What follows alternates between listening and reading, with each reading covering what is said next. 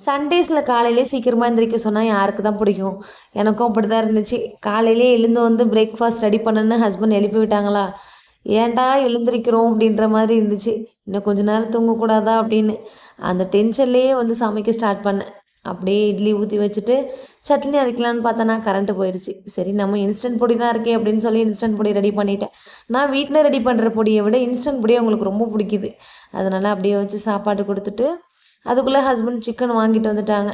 சிக்கனை வாங்கிட்டு வந்ததும் வாஷ் பண்ணி எடுத்துட்டு வாங்கிட்டு வந்த உடனே மெனு வந்துருச்சு, எனக்கு பிரியாணி வேணும் அப்படின்னு.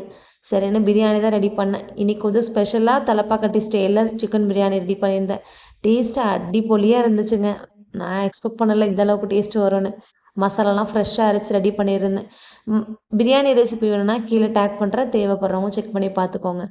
அப்படியே எல்லாம் ரெடி பண்ணி தம் போட்டு விட்டுட்டு சிக்கன் கிரேவி சிக்கன் குழம்புலாம் ரெடி பண்ணியிருந்தேன். அப்படியே எல்லாரும் ஜாலியாக உட்காந்து சாப்பிட்டாச்சு. பிடிச்சதை லைக் பண்ணி சப்ஸ்கிரைப் பண்ணி சப்போர்ட் பண்ணுங்கள்.